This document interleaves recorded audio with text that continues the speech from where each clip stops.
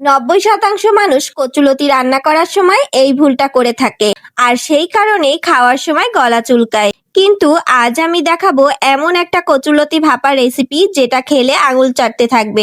চলুন তাহলে শুরু করি। ভিডিও শুরুতেই আপনাদের কাছে একটা ছোট্ট অনুরোধ, অবশ্যই সবাই লাইক দিয়ে ভিডিওটা দেখবেন, কারণ আপনারা অনেকেই লাইক দিতে ভুলে যান। যাই হোক, চলুন তাহলে শুরু থেকে শুরু করি। আমি এখানে প্রথমে একটা ব্লেন্ডার জার নিয়ে নিয়েছি, তার ভিতরে দিয়ে দিলাম 3 টেবিল চামচ সর্ষে, তারপরে দিয়ে দিলাম কাঁচামরিচ, সামান্য একটু লবণ, আর দিয়ে দিলাম 3 টেবিল চামচের মতো নারকেল কোড়া। আমি এখানে নারকেল কোড়াটা অল্পই ব্যবহার করছি, আপনারা আপনাদের টেস্ট অনুযায়ী ব্যবহার করবেন। সাথে একটু জল দিয়ে এখন আমি এগুলোকে ব্লেন্ড করে নিব।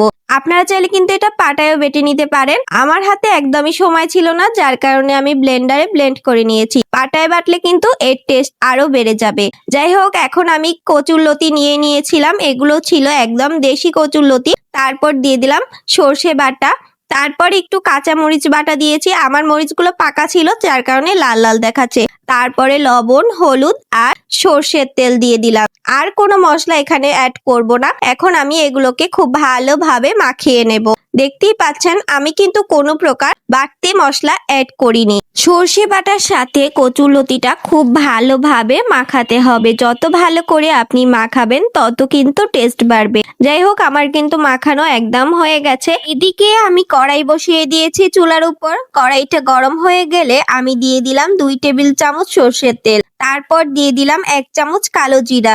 কালো জিরাটা একটু ফোড়ন করে নিয়ে তারপরে দিয়ে দিলাম মেখে রাখা কচুরলতি। এরপর কচুরলতিটাকে তেলের সাথে খুব ভালোভাবে মিশিয়ে দেব।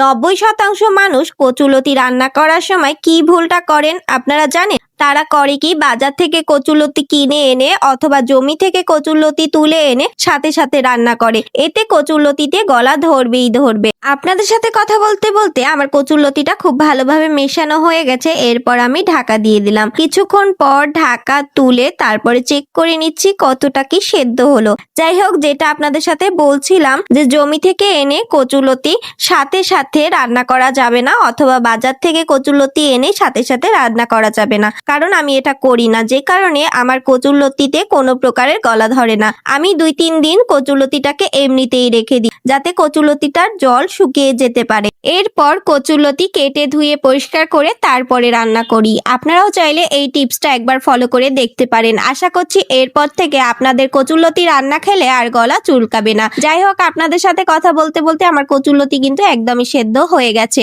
এই পর্যায়ে আমি কিন্তু একটু চিনি ব্যবহার করছি, কারণ যে কোনো নিরামিষ রান্নায় একটু চিনি ব্যবহার করলে এর টেস্ট কিন্তু বহুগুণ বেড়ে যায়। চিনি দেওয়ার পর আমি আবারও একটু ঢাকা দিয়ে দিলাম। কিছুক্ষণ পর ঢাকা তুলে এবার আমার কিন্তু কচুরলতি একদমই রেডি। দেখুন কতটা সুন্দর হয়েছে।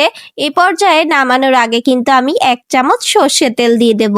এটা কিন্তু একদমই কাঁচা সর্ষের তেল ব্যবহার করছি। কাঁচা সর্ষের তেল দেওয়ার পরে আমি কিছুটা সময় ঢাকা দিয়ে রেখে দেব। ঢাকা দেওয়ার আগে অবশ্যই আমি একটু নেড়ে চেড়ে দেব, তেলটা যাতে ভালোভাবে মিশে যেতে পারে। আপনারা চাইলে কিন্তু এর সাথে চিংড়ি মাছটাও ব্যবহার করতে পারেন, কিন্তু আজকে আমি নিরামিষ ভাবেই রান্না করলাম, যার কারণে এখানে কোনো প্রকার চিংড়ি মাছ ব্যবহার করিনি। যাই হোক, আমার কিন্তু একদমই রান্নাটা রেডি। এখন দেখুন আমি পরিবেশন করে নিয়েছি। রেসিপিটা ভালো লাগলে চ্যানেলটা সাবস্ক্রাইব করতে একদমই ভুলবেন না। চলে যাচ্ছি, বাই। দেখা হবে পরবর্তী কোনো ভিডিওতে।